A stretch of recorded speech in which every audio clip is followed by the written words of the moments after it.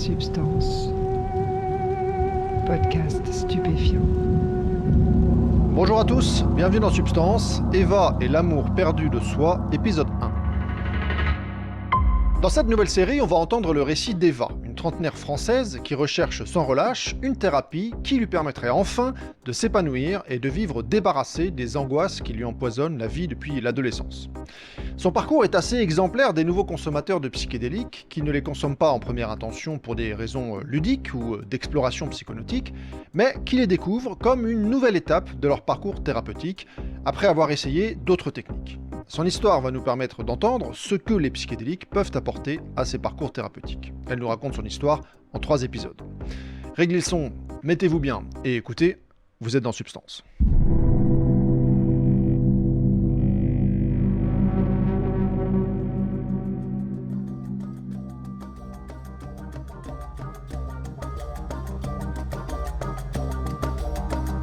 Je viens d'une famille plutôt modeste, classe moyenne modeste.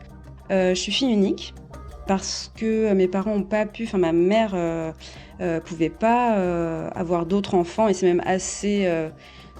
j'étais pas prévue au départ parce qu'elle pensait qu'elle était vraiment stérile et puis finalement je suis arrivée mais voilà. Ma mère était secrétaire, mon père a travaillé, était intermittent, puis a été au chômage. Nous les vacances c'était pas très loin de chez nous. Je suis pas partie à l'étranger avant d'être jeune adulte. Un mode de vie assez modeste. Moi j'étais très heureuse là-dedans. J'ai eu une enfance heureuse, en tout cas quand je la vivais, quand j'y étais dans cette enfance. J'avais des amis, j'avais des activités. J'ai eu une enfance très joyeuse. Et en même temps, c'est vrai que cette carte postale peut-être un peu idyllique, s'est un peu fissurée au moment où j'ai commencé une psychothérapie. C'est pas que finalement elle n'a pas été heureuse, elle l'a été, mais disons qu'elle n'a pas été que ça. Finalement, ce que j'ai découvert là au travers de ces longues séances de psy, longues dans le temps parce que j'y ai passé pas mal d'années, c'est le fait que finalement avec mes parents, entre autres avec mes parents, il y avait très peu de liens. Ils ont vraiment de la difficulté à être dans l'intimité, à être dans le lien. Alors après c'est pas du tout des gens maltraitants, je me suis pas fait taper, mais en fait, c'est vrai que je me suis rendu compte qu'il y avait des événements ou des façons de faire, on va dire, qui sont les leurs et dont ils dont ils se rendent pas forcément compte, qui ont eu des impacts sur moi et notamment au niveau de ce manque d'intimité et notamment sur le plan émotionnel. C'est vrai que moi je pouvais pas du tout, je m'autorisais pas ou je me sentais pas autorisée d'une certaine manière à pouvoir vivre mes émotions et les exprimer comme elles étaient, quoi. En fait, mes parents se sont séparés.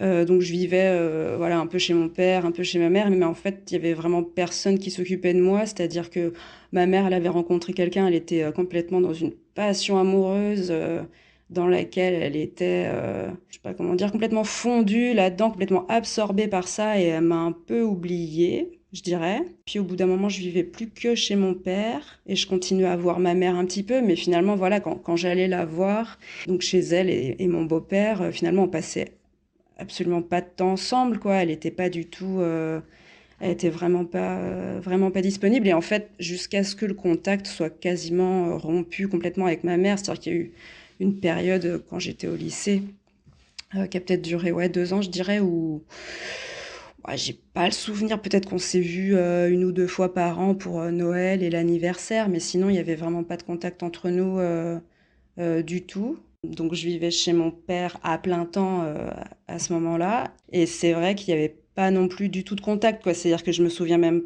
ce dont je me souviens, c'est qu'on mangeait pas ensemble. Et puis mes parents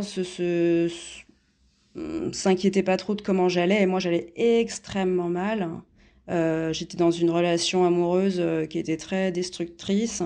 Ça allait pas du tout, du tout, du tout. Je pense que Rétrospectivement, je sais pas si on peut parler de dépression, mais en tout cas, j'allais très mal, je me scarifiais, je pleurais, pas tous les jours, mais presque, sauf que je leur cachais complètement ça, le plus possible, quoi. Je cachais tout ça et eux, fermaient un peu les yeux, quoi. Parce que c'est-à-dire que je pense que, ma mère, elle était loin, donc elle voyait pas.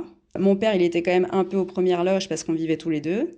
Mais en même temps, voilà, il voyait rien parce que je pense qu'il voulait pas tellement voir, quoi. Il voulait pas tellement voir. Pour lui, bon, l'école, j'avais à peu près des bonnes notes, c'était Eva, ça va. L'école, ça marche. Donc voilà, ils ont pas vu, pas voulu voir. Ben, j'ai l'impression, et c'est ce que je vois aussi aujourd'hui maintenant que je suis adulte, j'ai l'impression qu'ils sont pas en capacité de faire face aux choses, en fait.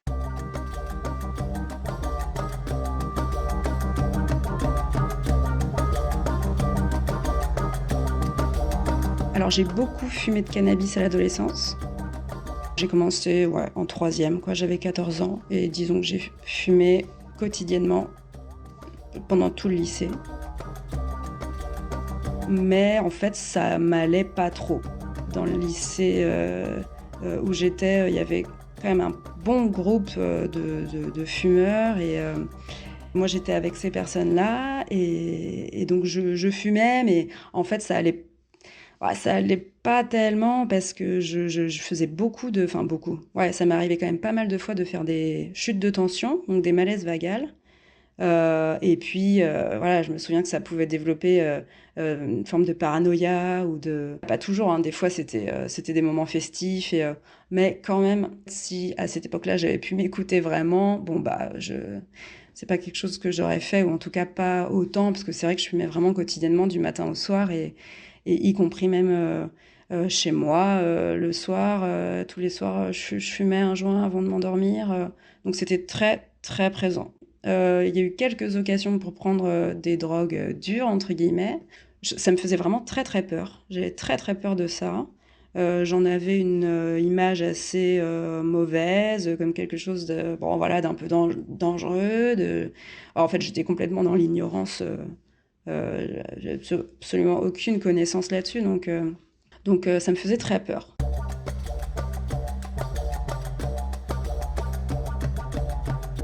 Ce qui a vraiment déclenché le fait que j'aille voir un psy, je dirais vers mes 28 ans. Je devais avoir 28 ans quand j'ai commencé. En fait, j'étais avec quelqu'un depuis plusieurs années, depuis peut-être 3-4 ans, et j'avais plus du tout de désir sexuel pour lui. Bon, au bout d'un moment, je me décide à passer la porte d'une sexologue. Au départ, j'ai même pas conscience que je vais voir un psy, parce qu'elle est psy, cette sexologue. Elle s'est spécialisée ensuite, mais je dirais à l'origine, elle est psy. Mais à ce moment-là, moi, j'ai pas conscience que je vais voir un psy. J'ai des problèmes de libido, je vais voir un spécialiste qui va me réparer. J'y vais tous les 6 semaines à peu près en moyenne, voilà. Et au début, je suis vraiment focus sur cette question-là de la sexualité, faites-moi revenir cette libido qui a disparu. Et puis en fait, je me rends compte au fur et à mesure que les choses sont un peu plus compliquées que ça. Et du coup, je commence à parler des différentes agressions que j'ai subies quand j'étais enfant et adolescente. Le démarrage, c'est vraiment mettre de la lumière et faire exister ces événements, ces agressions, qui pour moi n'avaient jamais été un sujet en fait. C'est très étrange, mais à ce moment-là, bon bah oui, je me suis fait agresser. Mais pour moi, c'est terrible à dire, hein, mais il y avait presque quelque chose d'assez pas normal, mais il y avait rien d'extraordinaire pour moi dans le fait de se faire agresser quand on est une femme. Bon voilà, ce qui est venu nous dire aussi le mouvement MeToo, quoi, d'une forme de quelque chose à quoi on s'est habitué. Moi, je pense que j'étais un peu là-dedans de bon bah oui, j'ai eu des agressions, mais pour moi c'était pas un sujet, quoi. C'était pas un sujet et en fait ça l'est devenu. Et vraiment ce travail avec la psy, ok, là on a vu que en fait, enfin, ce qui m'est arrivé, ça a généré des choses chez moi, quoi.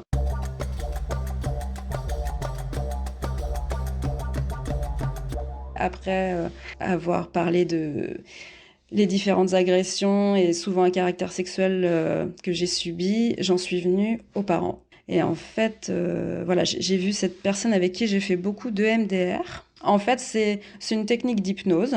Le thérapeute va faire des mouvements, ça peut être avec ses doigts ou avec un objet, une sorte de balayage qui va faire que nous, on va suivre ce mouvement des yeux. Donc nos yeux, comme ça, balayent de droite à gauche.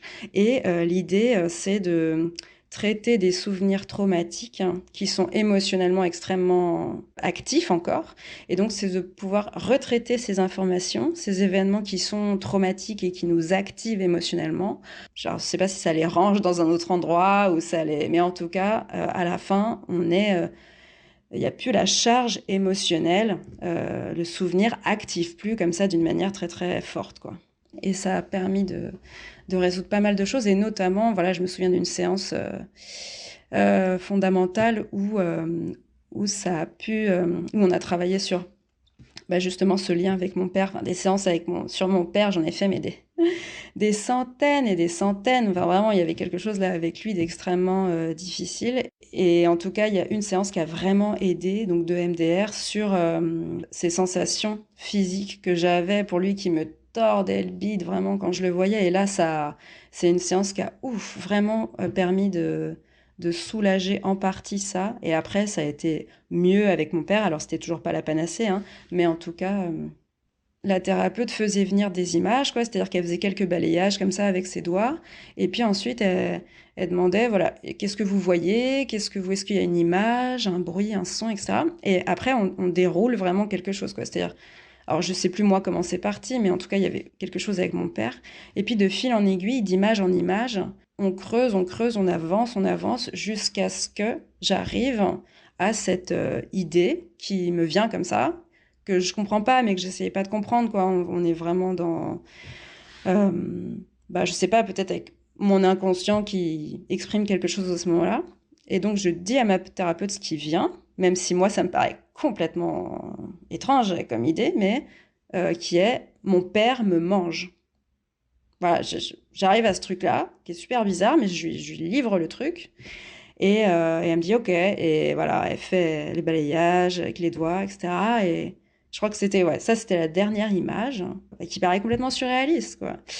Et puis, force est de constater que cette séance, ça a vraiment marqué un petit tournant, même s'il y a eu plein d'autres tournants dans ma vie à plein d'endroits. Mais en tout cas, ouais, elle marque un avant et un après dans la relation, ou en tout cas les sensations physiques que j'avais presque plus, ou qui se sont vraiment apaisées après avec mon père. Donc ça a été un moment vraiment, vraiment important.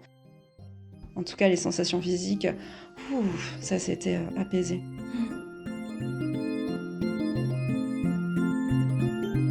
Alors après cette psy-sexologue avec qui j'ai fait beaucoup de MDR pendant des années, en fait, j'avais envie d'une autre méthode, en fait. J'avais toujours des problèmes psy, des blocages dans ma vie, des choses que j'arrivais pas.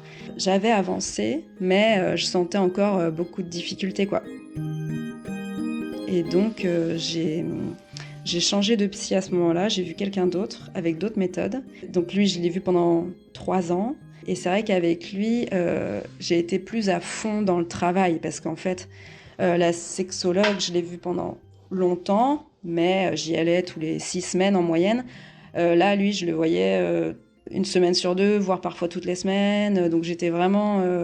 Et puis même ma vie même, je veux dire, c'était presque mon activité première, quoi. C'est-à-dire que entre ces séances, j'écrivais beaucoup, mais j'écrivais pour lâcher, pour comprendre, pour essayer de régler tous ces problèmes que j'avais. Et ça a permis beaucoup de choses. Ce travail avec ce psy, avec ce deuxième psy, ça a permis vraiment énormément de choses. Mais j'avais toujours des difficultés, et alors notamment d'un point de vue émotionnel. C'est-à-dire que à l'adolescence, j'étais vraiment très coupée de mes émotions, et je pense aussi c'est peut-être en partie pour ça. Alors je vais pas dire les agressions que j'ai subies, c'est parce que j'étais coupée de moi, mais j'étais pas en capacité de savoir ce que je ressentais vraiment, ce que je voulais vraiment, en fait, j'étais beaucoup à subir les choses dans le sens où il n'y avait pas d'affirmation de soi, il n'y avait même pas en fait, je pouvais faire ci ou faire ça, c'est très étrange à décrire, mais j'existais pas vraiment en quelque sorte. Enfin, c'est très étrange, mais ouais, bon, ok, les choses elles sont comme ça. Bon, ok, elles sont comme ça. Enfin, euh, et, hum, et en fait, vers l'âge de 33 ans peut-être, ben j'ai eu une relation avec quelqu'un d'autre parce que voilà, la personne avec qui j'avais plus de libido, etc. Bon bah enfin, on s'est séparés, je l'ai quitté. Et peut-être 2 ans après, j'ai fait une nouvelle rencontre.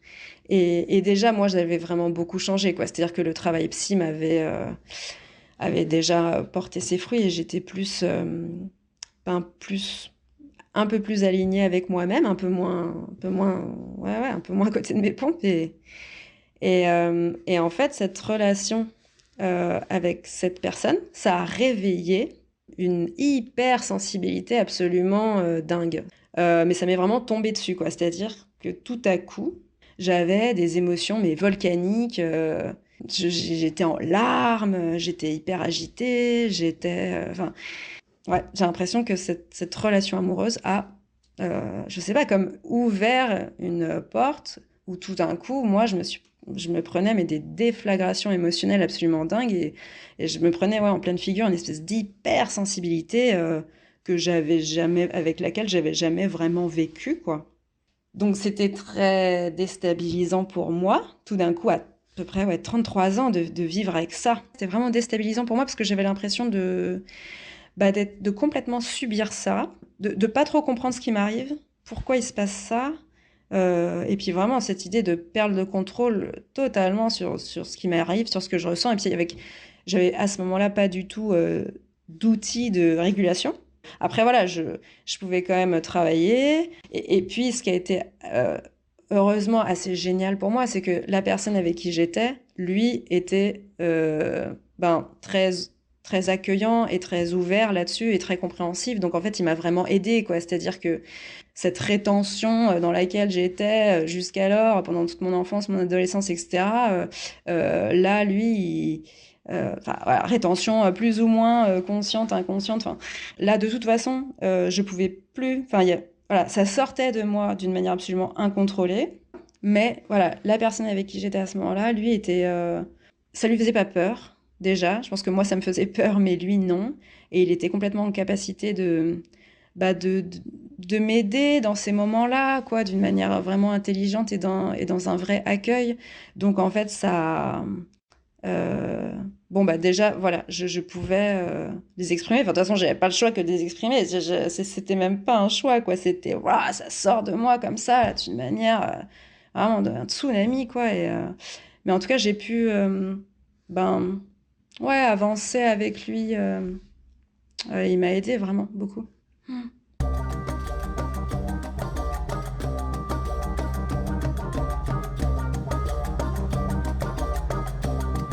La transe, bah, en fait, c'est un ami à moi qui m'a parlé d'un livre de Corinne Sombrin, La Diagonale de la Joie. Et je l'ai lu et en fait, je l'ai dévoré, quoi. C'est-à-dire que vraiment, ça m'a beaucoup parlé et très vite, enfin même immédiatement, j'ai voulu, moi, découvrir la transe.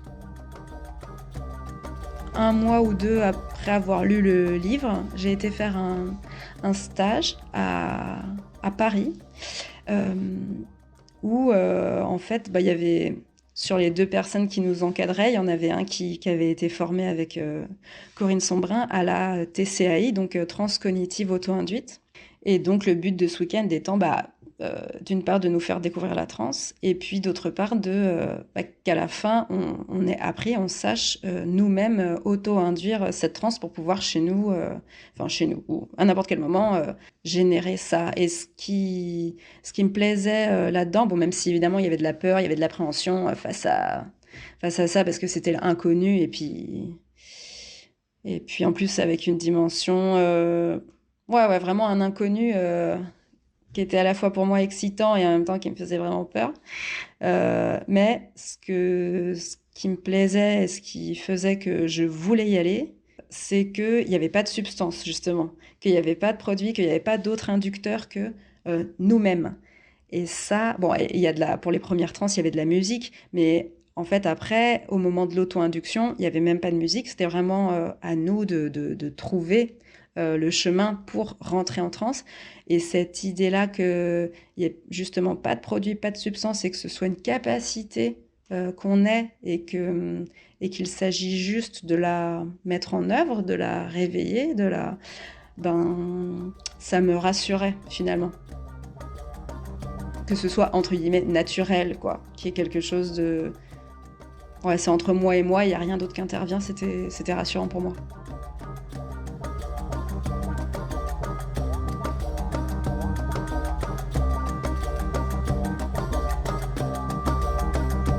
Eva ne supporte plus les puissantes crises émotionnelles qui la submergent régulièrement. Pour les juguler, la psychothérapie par la parole ou le MDR ne suffisent plus. Et c'est désormais sur une technique de transe que vont se porter ses espoirs. Avant de vous quitter, je vous rappelle que vous avez la possibilité de soutenir le podcast si vous le souhaitez. Il vous suffit pour cela de suivre le lien vers une page Tipeee que vous trouverez en description. Dans le prochain épisode, Eva nous racontera ses expériences de transe. D'ici là, portez-vous bien.